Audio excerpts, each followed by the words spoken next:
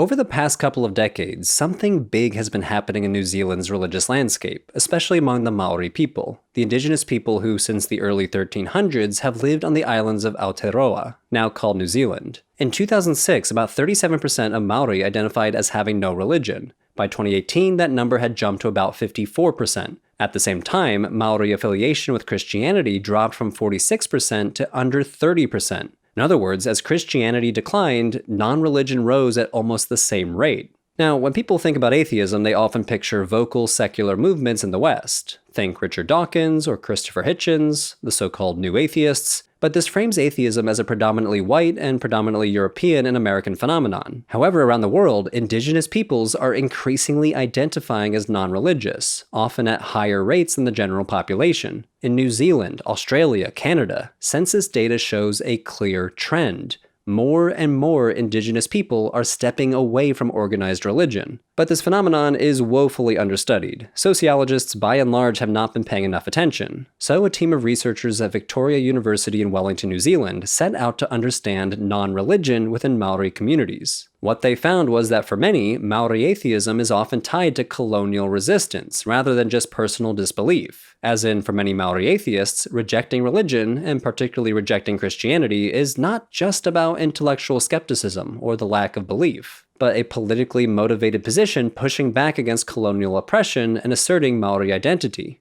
Pre-colonial Māori culture was rooted in a polytheistic worldview that saw the divine, human, and natural worlds as inseparably linked. While they're culturally distinct, the Māori people shared traditions with other Pacific Islander groups, who trace their ancestry to a pantheon of around 70 gods, known as Atua. But these Atua are not distant, abstract gods. They are kin. All Atua are siblings who descend from the primordial parents, Ranganui and Papatuanuku, who gave birth to a range of deities governing different aspects, like Tangaroa, who governs the ocean and all marine life, and Rongo, the Atua of peace and cultivated food. Humans are genealogically and biologically connected to these primordial parents because they descend from the Atua. In other words, humans are not separate from the natural or supernatural worlds. They're fully integrated into an interconnected system where those distinctions don't really exist, and the Māori people built tribal societies consistent with this worldview, which is referred to as Te Ao Māori, a holistic way of understanding the world that emphasizes key aspects such as whakapapa, or genealogy.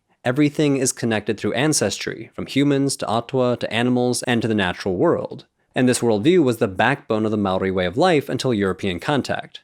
In 1769 and 1770, the British captain James Cook sailed around New Zealand, made contact with the Māori people, and recommended to the King of Britain that the islands were ripe for colonization. Like most 18th century European exploration, the goal was resource extraction and settlement. After Cook's voyages, the British New Zealand Company set up some questionable trade deals with the Māori, and relations quickly devolved into violence. The British introduced firearms and foreign diseases, fueling conflicts both against and among the Māori.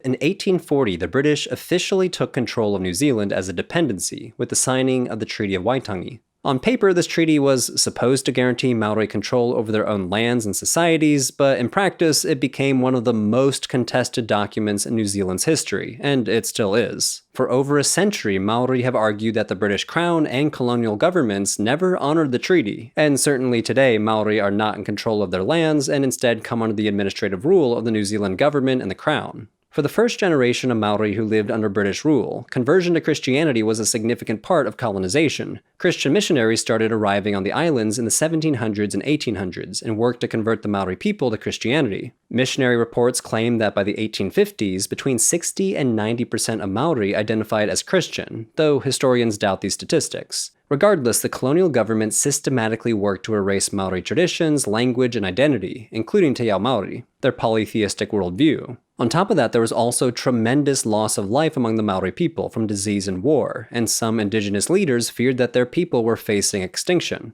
Then in 1947, New Zealand gained statutory independence from Britain, meaning that it returned to self-rule while still recognizing the British Crown as the head of state. But tensions between Māori and the government remained high. By the 1970s, Māori political leaders were leading protests against the British and advocating for recognition of their rights. Then in 1975, this activism led to the establishment of the Treaty of Waitangi Act, which helped to fuel a Māori-led cultural renaissance as New Zealand increasingly embraced a bicultural national identity, Māori and white. Now, relations were still fraught. In 1990, Queen Elizabeth II visited the islands, and a protester literally threw a wet t-shirt in her face. But she seemed remarkably unconcerned about it all. Anyway, the girl was quickly caught by onlookers and handed over to the police, who dealt with her most unceremoniously. But a big part of the Maori cultural renaissance was about honoring and preserving Te Ao Maori. After conversion to Christianity and generations of living in a Christian society, many had to relearn ancestral traditions. Language revival was a key part of this. The Maori language, Te Reo Maori, had been nearly wiped out after the British effectively banned its use. But during the Renaissance, there was a major push to bring it back through education and activism. This long history of colonization and conversion left many Maori people in a state of deep tension when it came to religion. Christianity had become a big part of many Maori communities, but it also came hand in hand with land loss, cultural erasure, and pressure to abandon traditional beliefs. So what does it mean for Maori to identify as atheist? Is this shift just about personal belief, or is there something bigger going on? That's exactly what researchers at Victoria University wanted to explore, and they found that today, for some Maori, leaving Christianity is not just about believing in God. It's about rejecting something that was imposed on their ancestors. It's a way of reclaiming identity.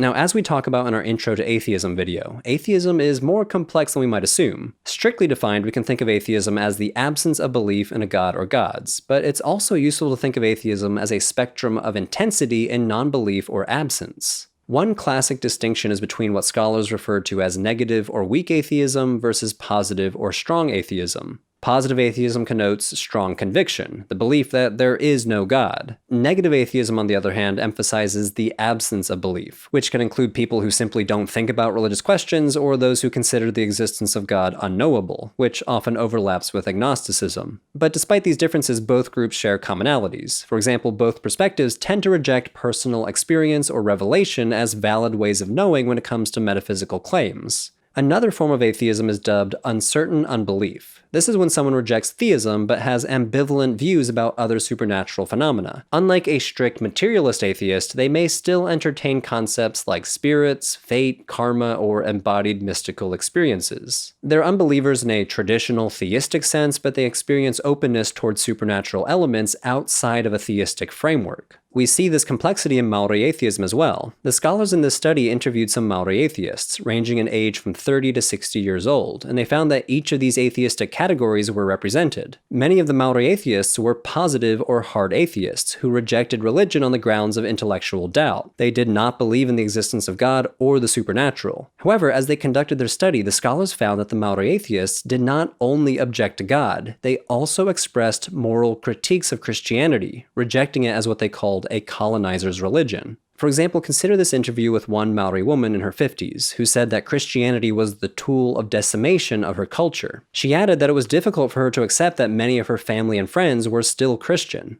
When I see my own family bowing down to that tool, I just want to run and shake everybody. What are you doing? What are you doing?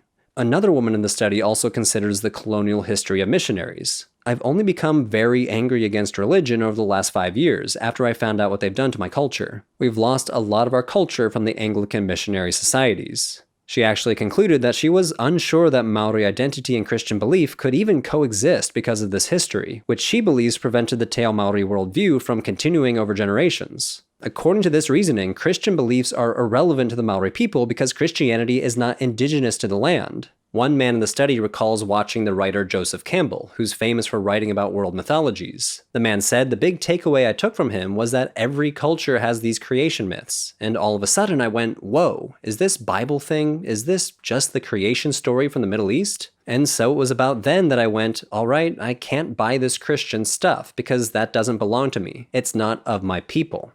So this Maori atheist uses the concept of indigeneity to push back against Christianity by framing it as a foreign religion that does not belong to his people. Since it came from the Middle East, he argues it has no real connection to Maori tradition. These opinions are not unique to Maori atheists. Atheism has often been tied to political resistance to colonialism, especially in places where Christianity and Islam were introduced through colonization. In parts of southern Africa, for example, people have rejected Christianity and Islam as part of pushing back against colonial influence. According to the scholar Leo Igwe, atheism provides Africans who are dissatisfied with Islam and Christianity with alternative meanings, cosmology, and morality. We've also seen atheism employed as a political tool during revolutions for independence, such as in Angola during the 1970s. Also notice from these interviews that Māori atheism reflects a strong moral critique of religion. Now, not all atheists share this experience. A lot of atheists are simply indifferent or even have positive attitudes toward religion. But studies on non-religion have found that many atheists do anchor their atheistic identity in moral judgments of the perceived immorality of religion, seeing religion as oppressive, hypocritical, or socially harmful. This was the major theme in Christopher Hitchens' bestseller, God is Not Great, and it's a pattern we see across many different atheistic people. So in many ways, Māori atheism offers moral criticism similar to how other atheists see religious institutions and religious people as hypocritical and perpetrators of prejudice.